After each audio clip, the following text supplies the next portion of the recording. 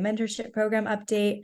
So basically, if you got an email being matched with someone, that's awesome. Please reach out to them so that we can start forming some great connections and meet some other people in the club. If you're interested in being a mentor or mentee and you did not fill out the form, just email me and I can try to match you with some people. But yeah. Also, we have a GRE strategy session at 3 p.m. on Friday. That will be with our representative from the Princeton Review. And I'm going to send the link in the chat right now. And I'll also send it at the end of this meeting, like the recap email. If you're interested in joining that, just let me know, give me a heads up so I can mark your name down for the representative. And yeah, we also have a guest speaker today. MJ, if you want to introduce yourself. Hey, good evening. I'm MJ Ellis. I am the Director of Didactic Education for the new up-and-coming University of Arizona PA program. Yay. Thank you so much for being here. I'm just gonna stop sharing and let you have the floor. You can kind of just introduce yourself to the club and we can do like a Q&A type thing. Okay? All right, can do. Well, I really appreciate Gigi inviting me to this meeting. I love talking about being a PA and to pre-PAs and PA students and anybody on a PA journey. It's very exciting. It's very just invigorating to me. But I thought I'd start with just giving you a little bit of my story, because every PA comes to being a PA very different routes. And so I knew I wanted to do something in medicine, but I didn't pursue anything because I had this uber intelligent older brother who made me feel stupid, but that's another story. Went to community college, got a certificate in OR tech training. And instead of getting a job, I joined the Air Force and ended up being an OR tech in the Air Force. Went back to school because I thought, well, maybe I know I want to increase my education. I know I want to do more. I thought about being an OR nurse. And so started my different college classes and then heard about the PA program. At the time, the Air Force had its own PA program, as did the Navy and the Army, completely separate, different places around the United States. And I applied for the program and I got in. And so went to PA school.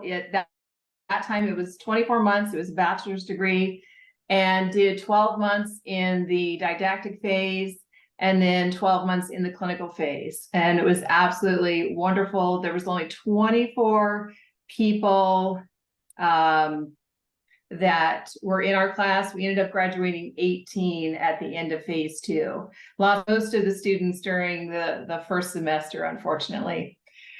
So went into being an OR. I just figured that I was going to do general surgery when I graduated. And of course, loved that during my clinical rotations. And but then I did ortho. I thought ortho was pretty exciting and pretty interesting. But once I got to my first location, I fell in love with primary care. My patients were exceptional. I liked that I saw patients over and over again, that I was responsible for their care, that I managed them. I would make little sticky notes on like their grandkids' names and their dogs' names. And it was exciting to have them come back time after time and see them get better.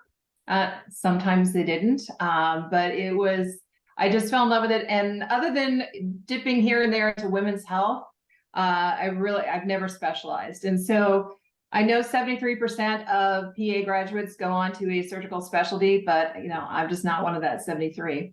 So first couple of jobs were in primary care, family medicine. First job was fabulous, really took care of me as a new graduate.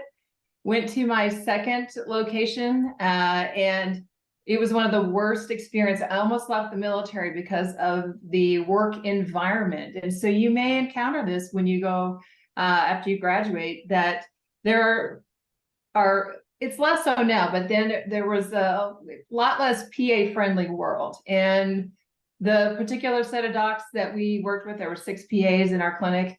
They didn't appreciate having to supervise us. They didn't appreciate that they didn't get to hire us, because that's not how the military works. And so it was a horrible assignment, and could not wait to get out of there.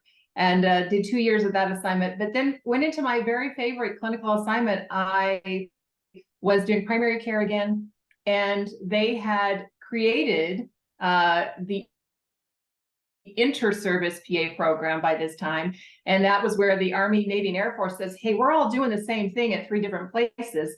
Let's come together and kind of combine our resources, and we'll create the inter-service PA program, and that's located in Texas. And so I was working at one of the clinical sites and got to be first a preceptor for phase 2 students. Nothing better than doing that. Students keep you on your toes. You have to know what you're talking about. You can't be in like automatic mode. And got to be the clinical coordinator at that site, and work with the program and the didactic phase 1, and has it blended into phase 2. I still look at my graduates as my bonus kids. I still keep in touch with them. I got a text like 2 weeks ago from one of my former graduates, and he's a lieutenant colonel now and doing amazing things. It was amazing to do clinical medicine. And then I moved into flight medicine. That was a crazy opportunity that just fell into my lap. And then I got to go to NATO, not as a clinician, but as a medical planner. Had no idea what I was doing. Working in an international environment, being a woman in an international environment, which is very male heavy, as well as, of course, the military is pretty male heavy. That was pretty interesting. I'd be in a meeting and they say, all right, gentlemen. And then they look at me and say, and lady, and then we do the meeting.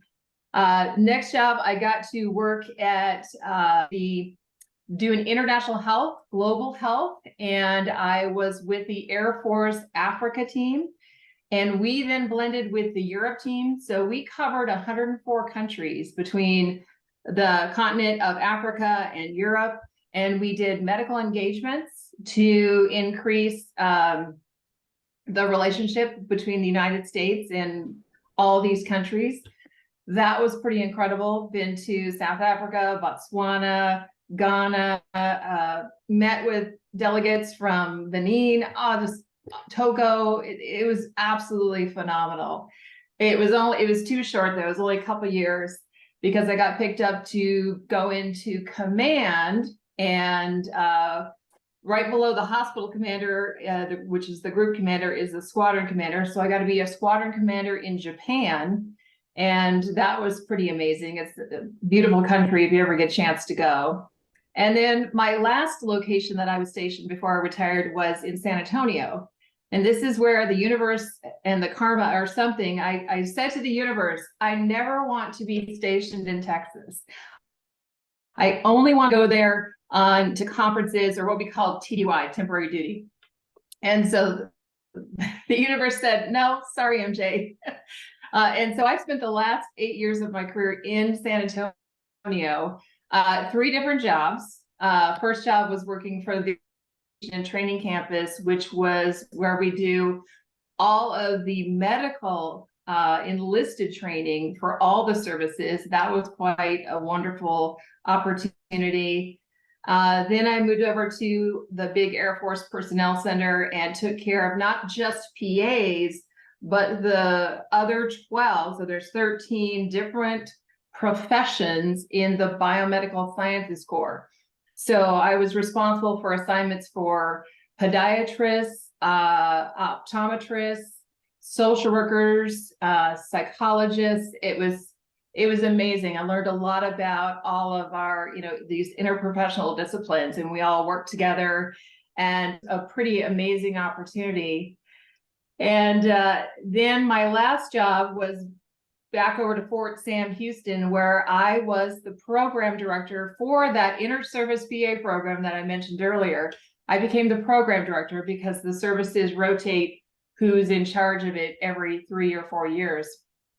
And besides doing that job, if that wasn't big enough, I was actually in charge of all the Air Force PAs and doing all their career vectoring. And I was the consultant to the Air Force Surgeon General on how to utilize PAs and our capabilities in peacetime, in wartime. And so it's been an amazing career. I went in as I said, as an OR tech. I said I'm going to do 4 years, and then I'll get the GI Bill, and then I'll figure out what I'm going to do after that.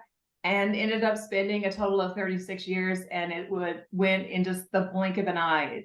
The PAs are really well respected in the Air Force, as they are in the other services. They're utilized differently. That's one thing that if you choose to ever go into the service as a PA in the future, Navy and Army want the PAs more at the very tactical level, embedded with the unit. And the Air Force, we have you at the medical treatment facility, and you're working in the clinic as a new PA. And then you can branch out into specialty flight medicine. We do general surgery and ortho, emergency medicine fellowships, all those kind of things. So as the other service do as well. So it wasn't what I planned on, but they say that life is what happens when you're making other plans. And that's kind of what happened to me.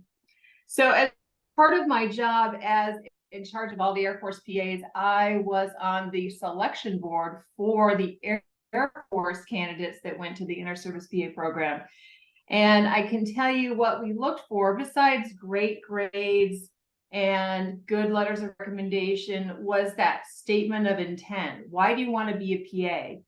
And beyond just why did you want to be a PA, it was about, well, what do you know of the profession? And if you get this opportunity, what will you do with it? So, and that's not just for the inter-service program. I can tell you that that's what I hear as a consistent theme when I talk to other programs, is not just about like you had this ACL tear and then you got healed and you love the provider and you wanted to give back.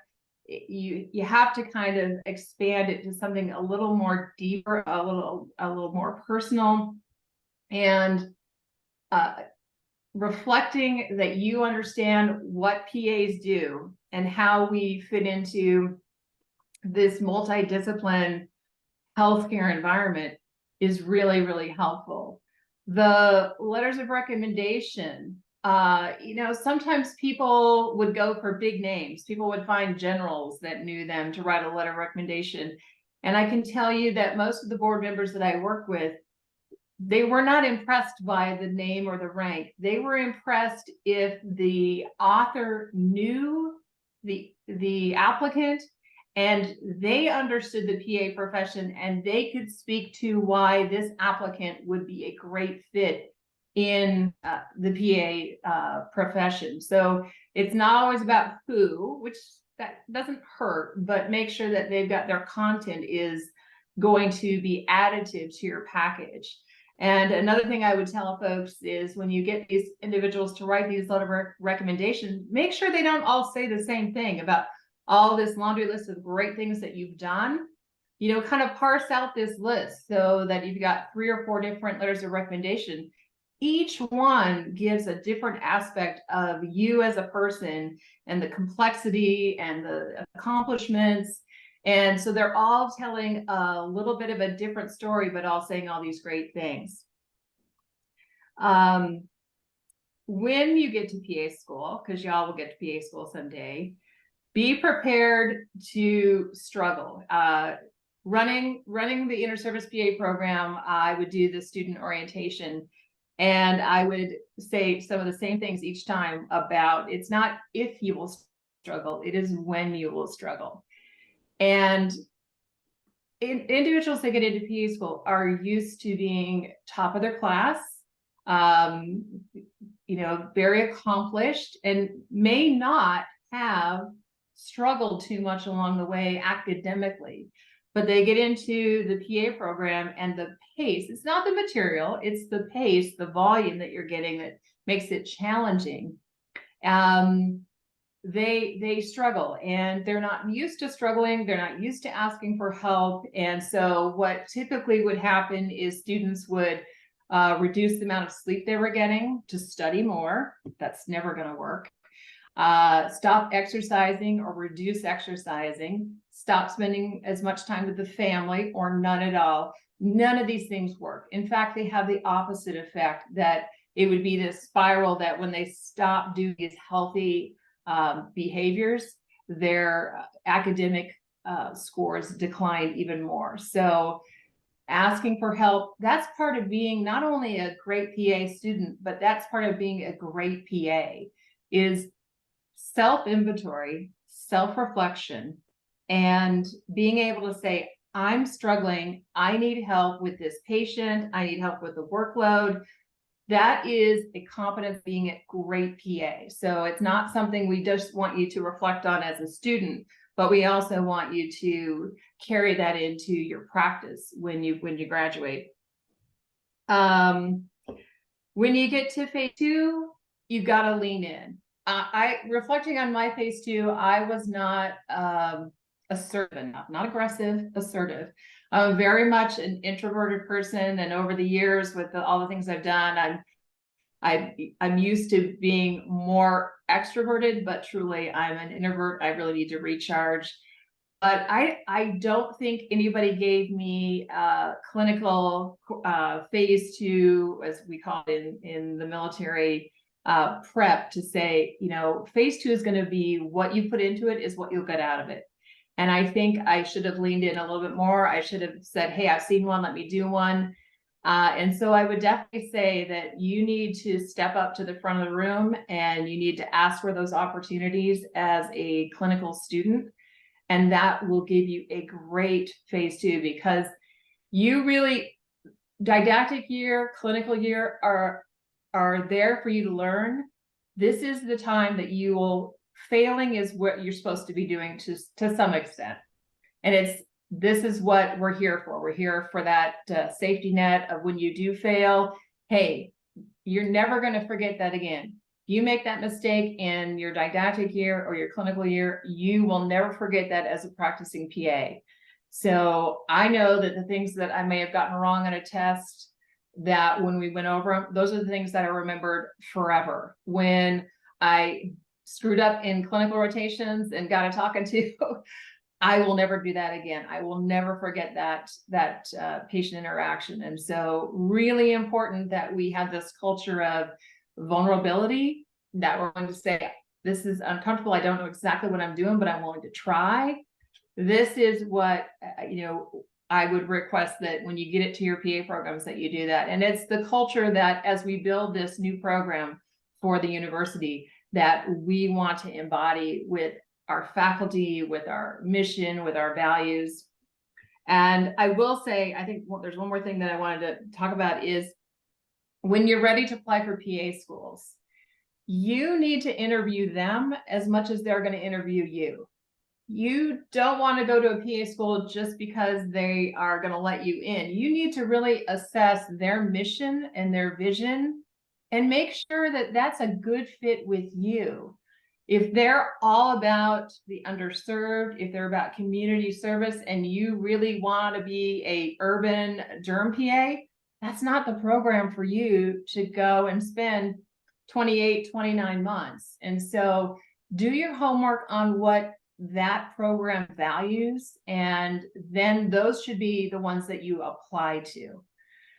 So with that, I know I've rambled on for the last 20 minutes. I'm ready to take any questions that I can maybe answer or hopefully answer. All right. I know that sometimes if you guys want to put them in a chat and not ask out loud, I'm fine to read them out loud as well. But I have a question to get this rolling. Do you feel like most people that are just starting PA school are prepared to be there? Or do you feel like because of the volume of information that everyone kind of just, even if you have 10,000 hours of experience, you still feel like you're drowning? I think everyone is going to feel overwhelmed. The amount that you feel overwhelmed will vary from person to person. So like academically, you're prepared, but from the pace and what we're asking of you, you just may not be prepared for all of that coming at you all at once. I would say that when I went to school, all of our students at IPAP was similar, talking to students in other civilian programs.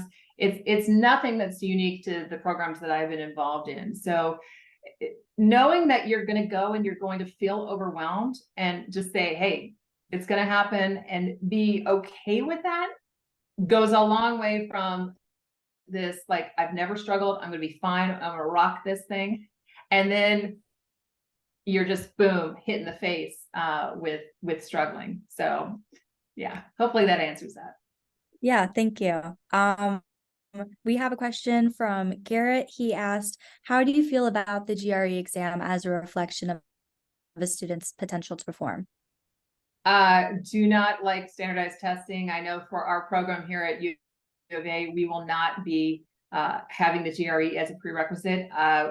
The inter-service program, we did an SAT was required, and I know that sounds weird, but for the inter-service program, you do not have to have an undergraduate's degree. You just have to have a certain amount of college credits. And so we couldn't require the GRE because not everybody would have a degree. Several did. We had officers in the program. Of course, they have a degree. And it was more of it's a check the box. You took it, great. We'll look at the score, but we're going to look at everything else before we look at that score. And I can tell you for the U of A, we are not going to require the GRE. Just don't find there's value in it. Thanks, Garrett.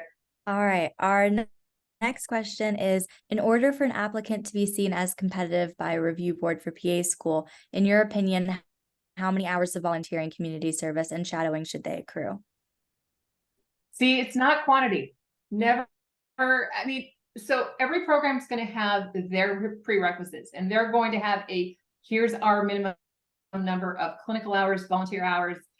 They're going to give you this list of what you have to have, and you have to have that to meet it.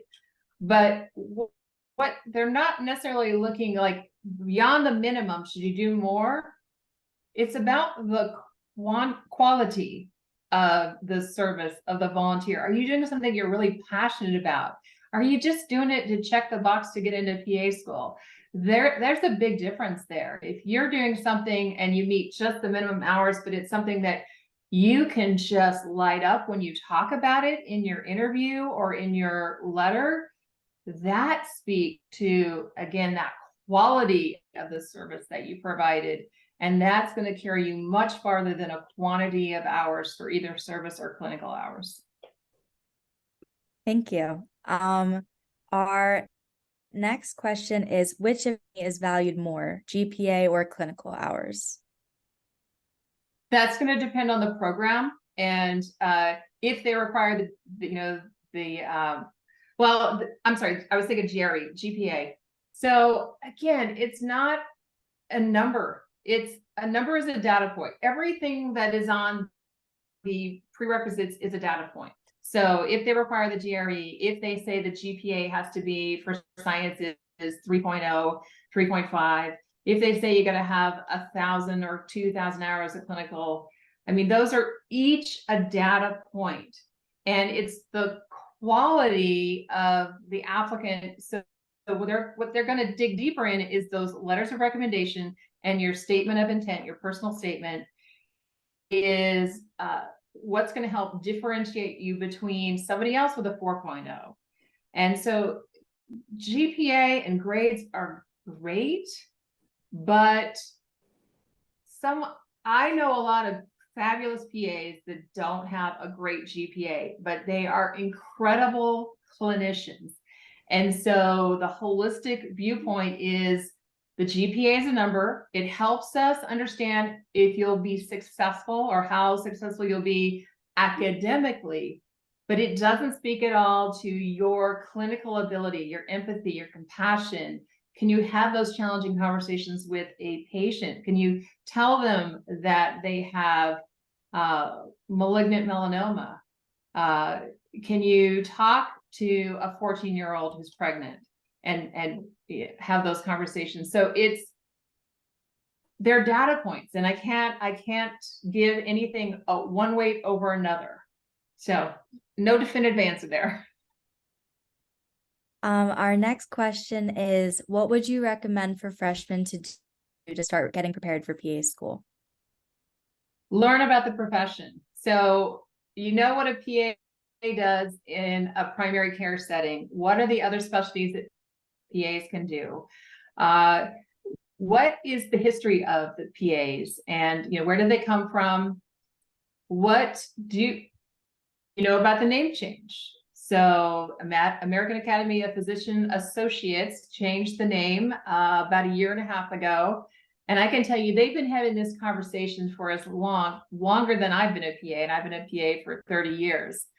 And when I was a young PA, I really cared about the assistant part. It really bugged me. But I can tell you that PAs have gone so far in what we can do clinically, what we can do in leadership, what we can do in a hospital, not just clinic. And the assistant doesn't bother me anymore, because I have people tell me I would rather see a PA than a nurse practitioner or a physician. So understanding the journey of PAs, where we've come from.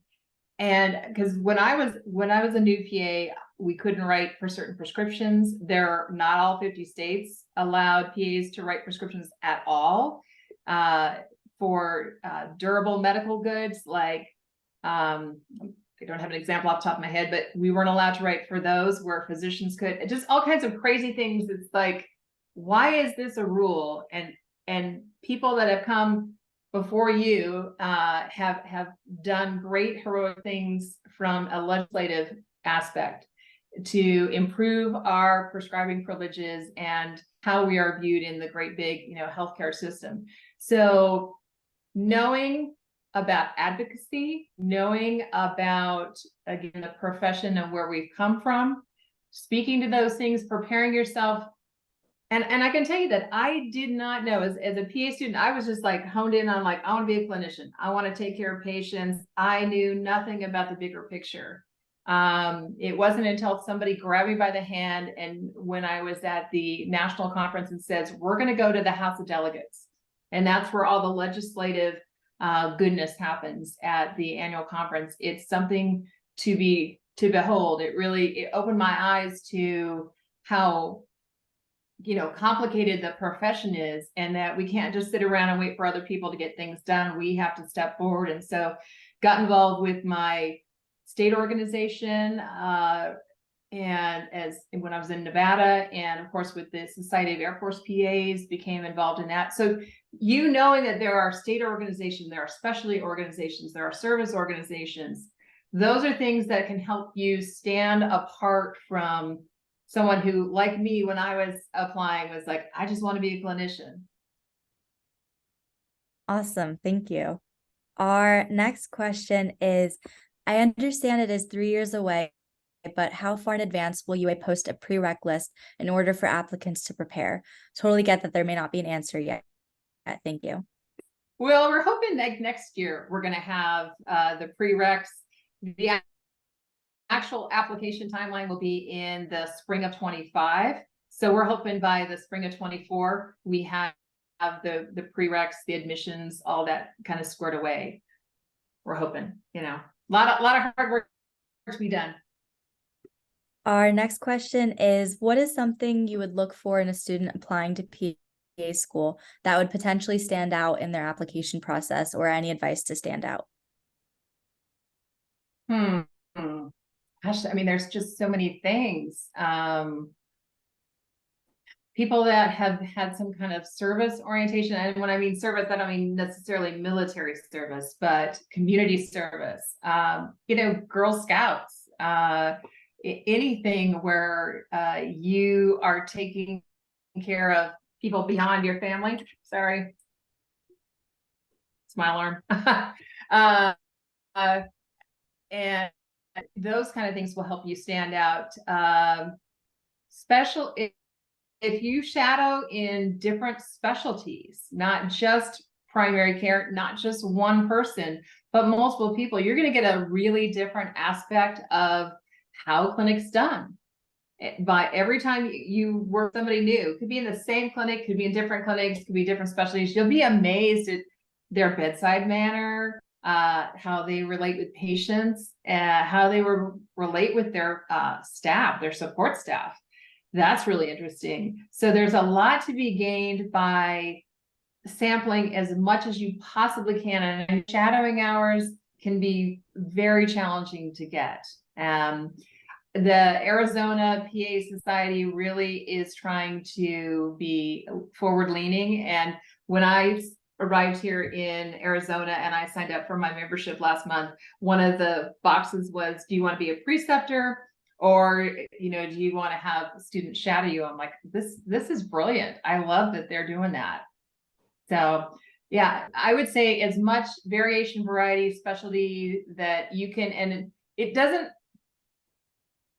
as much as you can with a PA, but if you're just kind of interested in a certain specialty and you can only find a physician, that's great as well. That just gives you an idea of general surgery or orthopedics. Better if you can find a PA, but I know that could be challenging. All right, thank you. Our next question is, as the Director of Didactic Education, what is going to make U of A's PA program unique or desirable to an applicant? You know, we're working right now because we just got our final principal faculty team member that is, you know, Kara Kellner just arrived from South Carolina. She's going to be the Director of Clinical Education. And she got here Monday. It's so exciting to have her to get with us now. We've been working on our mission statement, on our vision, on our values. And we've spent several weeks gonna knocking some stuff around, some ideas. You know, we want things like joy in work and joy in education is one of our values, is joy. And how often do you see that? We're talking about love, and I can tell you, as I know you think the military may be, you know, just very, you know, stoic, but one of the last presentations I gave to my Air Force PAs was, I titled it Because I Love You, and about taking care of them, taking care of the career, giving them information. And my colleagues, we're on the same kind of sheet of music together, that we want this to be, we're going to teach you medicine, got that. But we want to teach you things that are more about getting along with your colleagues and asking for help and those other things that I've already mentioned. That's what we want to be known for here at University of Arizona. Awesome. Our next question is there an estimate of size for each PA class at U of A? We're gonna seek accreditation for 50. Our first class will only be 30 though. We want to kind of start, because there's going to be some bumps along the way, especially with that first class. So there'll be 30 selected for the first year and then 50 for each year after that. Oh, I have to add to the last question was medical Spanish is, there's about 3 other programs in the US of the current 300 programs, and there's supposed to be 324 by 2024. There's about 3 or 4 that actually offer medical Spanish. That is something we'll be doing in U of A. Our next question is, what, in your opinion, are the pros and cons of military PA programs? Well, there's only one, so well, here's the good part, is that you get paid your military salary while you're there, and you do not pay tuition. So that's, so financially, huge benefit. Kind of the cons are, you're there, if you're Air Force and Navy, their service doesn't put a lot of extra taskers on you. You have to do your annual fitness and all those kind of things, but they don't reach into the program very often. The Army, on the other hand, has our students doing change of commands and all kinds of, everybody's going to go run together. That can be disruptive, and the students, it impacts their study time, their sleep time, their me time. And so that's definitely a con of the program. Very large program. So we are accredited, or that program is accredited for 80 students per class. There are 4 cohorts at any one time, 4 at phase 1 and 3 at phase 2. So that on a daily basis, and we don't have 80 students in each class. We don't go, they didn't go to the maximum, but like 450 students in the program at one time, huge amount of students. So it's a huge program. You get a diversity in the instructors, which is good because you get rid of the old blood, you get fresh blood. But with the new people coming in, they've got to learn their teaching style. And sometimes the first couple of classes are not as smooth as they want them to be. Our students were great about feedback. I know when I was teaching the first time I taught, it was like, okay, let me have it. There was some good points, but we had a wonderful time. But so the pros and cons, there's an active duty service commitment afterwards that you have to fulfill. An advantage, as I said earlier, is that you don't have to have a degree to apply. Each service has a different amount of years of service you have to have before you can apply. Like for the Air Force, you had to have 3 years of service before you could apply to the program. And the Army and Navy, I'm not sure what those are. I'd have to look those up. But so those are kind of the big picture pros and cons. That I would say, being a military PA, the things you get to do, I listed all the different things I've done. It's going to be diverse. If you like diversity in what you're doing, you've got your clinical skill sets down pat, and then you get to start doing things like flight medicine or dive school or whatever the other opportunities are. Those may be coming a little more abundantly than in the civilian side. Thank you. Our next question is, if shadowing and volunteer hours are completed within the 8 months before applying, does that look bad? I'm a non-traditional student, 30 kids, work full-time and do school full-time, so it's hard to fit in. Doesn't look bad at all. It's not when you get it done, it's that you get it done if it's a minimum. And I can tell you that if you have a complicated life and you're still able to get your prerequisites and get your shadowing and get your clinical hours, that shows grit, resilience, and ability to multitask.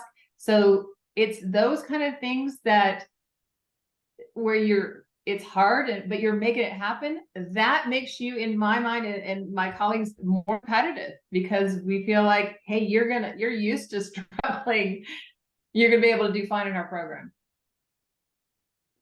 Great. Our next question is, do PAs make their own work hours, or does it depend on the location of their job? So when you graduate, that's the question you'll have to figure out for yourself. What do you want? You want part-time? You want full-time? Do you want weekends? Do you want weekends off? Do you want 8 to 5? Do you want a full call? You need to make those decisions as you're going to learn what you like and dislike, and you're going to talk to a lot of people as you do your shadowing. And that'll help you when you get to near graduation, you're looking for that job, making decisions on what's right for you and your family. The great thing about being a PA is that there is all kinds of practices out there. There's all kinds of hours. There's part-time, there's locum tenens, which means that you're a qualified PA and you travel from place to place when people go on vacation and you fill in for them. So if you like to kind of travel as a PA, there's options for that. You can get into education in the future. So you get to decide what you're looking for. Now, if you have your heart set on, you want to go to Phoenix to practice, well, you've got to see what Phoenix has to offer. If you're willing to go anywhere to get the right job that is the specifications that you need for you and your family, then you may have to go someplace else. So it's really what are you looking for? It's going to be out there somewhere. Great. Our next question is, what are some affiliations / memberships that you would recommend prospective PA students to join or become members of? Well, I would say the state organization is a good place to start. And then typically, I don't think as a pre-PA, you can join AAPA. but I can look into that and get back to you, Gigi, on that and let you know. Those would be my recommendations would be just the state organization. Has there been a set tuition cost yet? No, talking to our program director, Dr. Lou Henry, I haven't heard the number, but the university is looking to have a very low tuition rate because we want to encourage diversity in our students. And we don't want tuition to be an obstacle to applying for our program. So I don't have a number, and he's a very accomplished program director and leader in the PA education community as well as the PA community. And when he tells me it's going to be a low tuition, I believe him. Our next question is, how much do you value applicants who have taken out of the country trips to provide medical aid to underserved communities versus individuals who have only provided medical aid to locally underserved communities? So it's not, again, this is kind of a quantity and quality question. So it's not about where you provided it. It's kind of interesting, but what was the motivation? Why did you pick something that was out of the country versus something in your hometown? And if you can get the passion of that decision across to the selection board, that maybe this local event or service is incredibly meaningful to you because of something that happened in your history, your family members, then that is going to speak volumes over like, well, I was just kind of checking the box. I did an out of country medical mission and because I thought I would look good on my application. Those don't even compare to me. It's your passion and local service is going to trump I checked a box. So it's your motivation that's really the important thing. Now, if you're very motivated, you have an out-of-country experience that you can go on, then and you light up when you talk about it, that's gold too. So it kind of depends. It's not a pass-fail here. Our next question is, what do you think is the best way to gain clinical experience? What's the best way to gain clinical experience? Wow. See, that's a tough question. So, and I'm probably not the most qualified person to answer that because in the military, we had non-medics apply. And I would say when I was a clinical coordinator, some of my best students were non-medical. And some of that is that they didn't have any bad habits or preconceived idea of what patient care was like. They did the shadowing hours, but they weren't coming from a medical background. And a lot of times our mechanics on the flight line were worried that that would make them less competitive. But if everything else in their package lines up, their motivation, their statement of intent, their letters of recommendation, their why, then hands down, that was the person we were going to pick over a medic who's like, well, yeah, I want to be an officer. I want to get paid more. I mean, so I'm probably not the best person to ask that question because my experience in civilian education is, I'm a newbie to it. So unfortunately, I can't give you a really good answer there. Our next question is, how important are applicants having research experience to PA school committees? I think it's another data point that shows some diversity in your application. It would be, again, looking at everything else, that holistic look at the applicant, that would be like, hey, well, they've done some research. So when it comes to if they want to go on from getting a master's to get a doctoral degree, or there are a lot of PAs in research that are going out and doing amazing things, that might be a pathway for them. You know, we're going to talk about research in the program and statistics and how to read a medical journal and decide if it's a quality article or not. So the research would give just a layer of complexity. So, you know, like Shrek and be an ogre, and ogre has layers. It just gives another layer to you. So it's not again, it's not a pass fail. It's just it's a layer. Our next one is a comment just saying that you can get a pre-PA membership with AAPA for $50. Thank So you. cool. Yeah. And yeah, it looks like that's it on my end. Does anyone else have any questions that they want to just speak aloud? If not, that's okay too. I mean, we were on a roll there for a minute, so thank you. Yeah, that was awesome.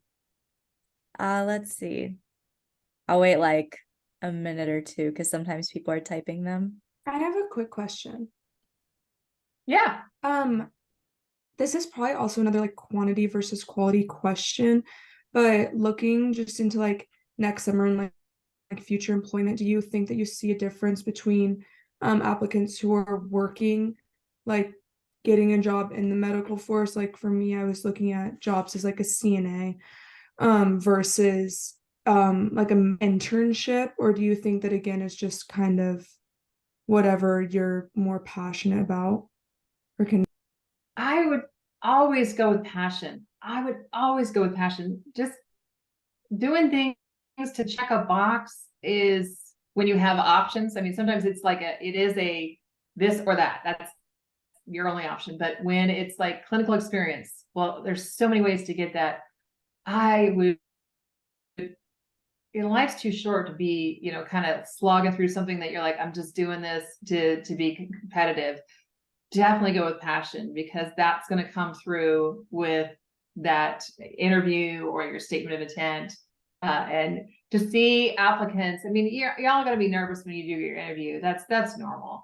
But when they ask you about your clinical experience, your shadowing, if it's something that you chose to go do, they're going to see that come across in the way you speak about it. Okay, awesome. Thank you. You're welcome.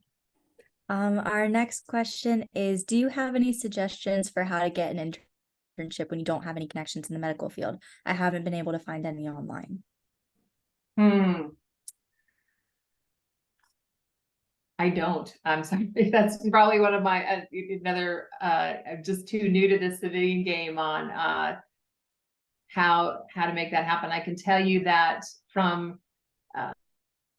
military applicants, it was just tenacity. It was just finding somebody who knew somebody and calling and being persistent and being respectful to their time, and have, even if they say no, then follow up with a thank you email. Thank you for the time, for having at least the conversation, and then hopefully we can re-engage in the future. Those kind of things is probably all I can offer to that. I don't have the experience to speak to that. Just like an add-on to that, I was able to find a patient care experience this summer just by cold calling every single place within like a 20-mile radius of my house. And I got a response from maybe like 3 of them. And I called maybe 50 places when all was said and done. So just like find somewhere that you would be kind of interested in, give them a call and say like, I'm an undergraduate student, I'm pre-PA, I'm looking to gain clinical experience or shadowing experience, and there's usually someone who wants to help you. So just stay persistent, don't give up. I mean, it took me like a few months before anyone got back to me. So yeah, they're all busy. If you can show up in person, just whatever you can do to put a face to your request. An email, a phone call is sometimes the best we can do, but a face, it's hard to look somebody in the eye and say, no, we're not taking anybody. You showing up and being persistent, respectful, but persistent, that can go a long way too. Awesome. And then I'm going to read the next 2 questions together because I think they're kind of similar. Any tips on personal statements when you feel like you haven't had a unique background / experiences in life that would stand out that led to you deciding to PA? Deciding PA. Yeah. And then can you talk a little about what are good things to talk about in a personal statement? Oh, wait, did I read that wrong? Oh yeah, personal statements and why you want to be a PA and discrepancies about resume stuff. Yeah, you definitely, not all of us have the car accident and I can walk again, or a great story, an ACL tear. Now, because honestly, a lot of applicants in the Air Force, and so the IPAP was their degree granting institution was University of Nebraska Medical Center. And so we compared a lot of notes with their student personal statements and our personal statements. They're very, very similar. So there's not a big difference in what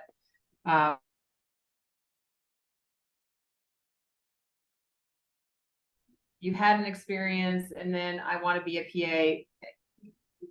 They just see so many of those. So, and it doesn't come across necessarily as this calling versus we just thought this was cool. So you want it to be, again, I mentioned kind of understanding the profession. Tell your why. You know what a PA is. This is why you want to be a PA. This is what you can give back to the profession, because it's not just about a job. You are joining a profession. And so speaking to those kind of things is going to have your letter stand apart from, I had this medical experience and it was very positive, and now I just want to take care of people. I want to help people. It's just a very common theme. And so not that that's a bad thing. It's just doesn't make your letter stick out that much. So things that bring happiness and kind of light your fire, if you can bring that into the personal statement as to why you are a great candidate. So you know what a PA is, you know what you're going to do with it. Why should this program select you over everyone else that's applying? Because I can tell you that it runs out of quota number of for each cohort before they run out of quality applicants. And I know that'll be the same for U of A. And so you're going to do the best you can to prepare your package. You're going to work on GPA, going to get your shadowing hours, you're going to get your clinical hours, and all the other prerequisites. But the thing that you can influence is your competition. What does their package look like? How good is it? How bad is it? And sometimes that could be hard when people were elected, is like, well, what's wrong with my package? What can I do better? And it's not always about your package. It's just that the competition there, they just eked you out by sometimes like 0.1 on some of our PA selection boards. So I know that's hard to hear, but because you just you want to be a PA, you want to get in. So I would say just try not to be typical and be very real, be maybe vulnerable in struggles you've had and the challenges that led you down this pathway that you overcame. Those things can be very powerful on a letter of intent, personal statement. All right. Sorry, I was just writing that down. Yeah. Does anyone have any last minute questions or clarification on questions that we discussed a little bit earlier in the Zoom? Because I know that I'm sure some of you are like antsy to get out of here. So we'll just see. Yeah, we'll see if anyone has any last minute questions.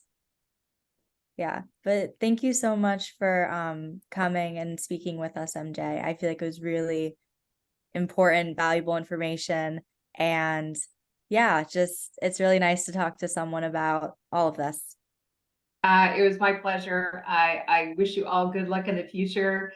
And if you don't get in the first time and you still want to be a PA, then apply again, apply again, apply again. Go for what makes you light up inside. And if being a PA is that thing, then just keep doing it. Just keep doing it. So wish y'all good luck. Thank you. Thank